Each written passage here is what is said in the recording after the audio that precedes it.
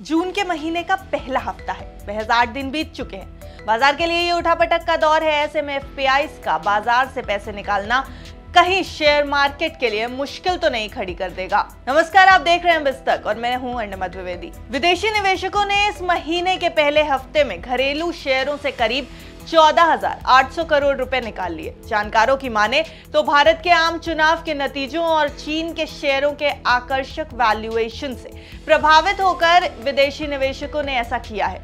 ये पूरा सिनेरियो चलिए अब समझते हैं। दरअसल लोकसभा चुनाव के नतीजों के बाद बाजार में अनिश्चितता है। शेयर मार्केट के अनएक्सपेक्टेड मूव्स भी देखने को मिल रहे हैं। इसके साथ ही मॉरिशस के साथ भारत की टैक्स ट्रीटी में भी बदलाव हुआ है और यूएस बॉन्ड यील्ड्स में लगातार बढ़ोतरी हो रही है। इन सब फैक्टर्स के चलते विदेशी पोर्टफोलियो निवेशक यानी एफपीआईज ने मई में बाजार से 25,586 करोड़ रुपए और अप्रैल में 8,700 करोड़ रुपए से अधिक का नेट विड्रॉल किया था। डिपॉजिटरी के आंकड़ों से यह पता चलता है कि इससे पहले एफपीआई ने मार्च में 35,098 करोड़ रुपए और फरवरी में 1,539 करोड़ रुपए का शुद्ध निवेश भी किया था।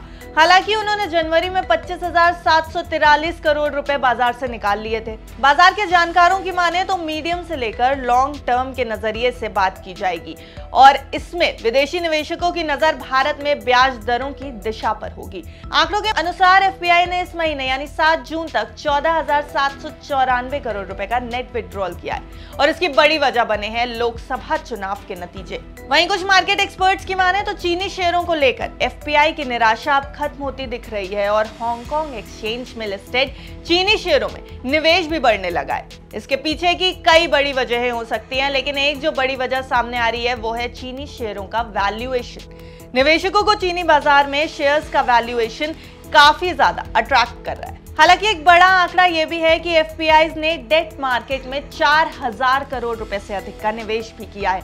बात एफपीआई की हो रही है तो आंकड़ा एफआईआईज का भी जानना बेहद जरूरी हो जाता है। चलिए इस पर भी बात कर लेते हैं। बीते 7 जून को जब घरेलू निवेशकों ने यानी डीआईआईज ने बाजार से 1290 करोड़ रुपए की बिकवाली की थी, तब एफआईआईज ने भारतीय बाजार में 4391 करोड़ रुपए की खरीदारी की है। उम्मीद ये भी है कि एफआईआई जल्द ही नेट बायर्स बनकर भारतीय बाजार का रुख कर सकते हैं।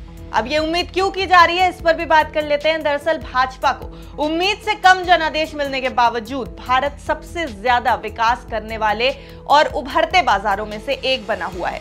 इसके पीछे 3 बड़े कारण बताए जा रहे हैं। पहला है एफआईआईज की अंडरवेट पोजीशनिंग। मार्केट में हाल ही में हुई बिकवाली के बाद विदेशी निवेशक किसी भी महत्वपूर्ण डायमेंशन में भारतीय बाजार में ओवरवेट नहीं है। कई एफआईआईज जो रिस्क ऑफ मोड में इंतजार कर रहे हैं वो नई सरकार की नीतियों के स्पष्ट होते ही बाजार में एक बार फिर से एंट्री कर सकते हैं। अब दूसरे नंबर पर आता है चीन फैक्टर। एक तरफ चीनी शेयरों में एफपीआईज का इंटरेस्ट बढ़ रहा है, लेकिन पिछले 1.5 महीने में भारत खरीदो और चीन बेचो पॉलिसी में हाल ही में एक बड़ा बदलाव हुआ है और वो बदलाव अस्थायी हो सकता है, जो एफआईआईज को खरीदार बनने के लिए मोटिवेट कर सकता है।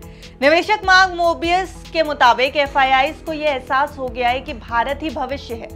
वो पहले भी देख चुके हैं कि चीन में समस्याएं हैं और चीन के बाजार से दूर रहना चाहते हैं। इनमें से कुछ एफआईआईज जो चीन में बुरी तरह फंस गए हैं वो भी अब चीन के बाजार में वापस नहीं जाना चाहते। भारतीय बाजार में एफआईआई निवेश आने वाला है। तीसरी बड़ी वजह की बात की जाए तो वो है भारत की जीडीपी ग्रोथ। इंडिया की जीडीपी ग्रोथ और फिस्कल कंसोलिडेशन पाथ पर बरकरार रहने के कारण वैश्विक निवेशक ज्यादा से ज्यादा पैसा भारतीय बाजार में लगा सकते हैं। इन 3 फैक्टर्स को बेस मानकर विदेशी निवेशकों के बायर्स बनने की उम्मीद की जा रही है।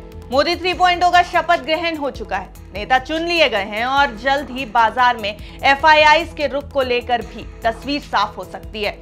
आपका इस पूरी खबर पर क्या कहना है, ये हमें कमेंट करके जरूर बताएं। ऐसी अन्य खबरों के लिए जुड़े रहें बिस्तक के साथ, लेकिन साथ ही साथ ये भी ध्यान रखें कि अगर आपको बाजार में किसी भी तरीके का निवेश करना है तो एक बार अपने फाइनेंशियल एडवाइजर की सलाह जरूर ले लें, क्योंकि हमने ये खबर सिर्फ और सिर्फ आपकी जानकारी के लिए बनाई है।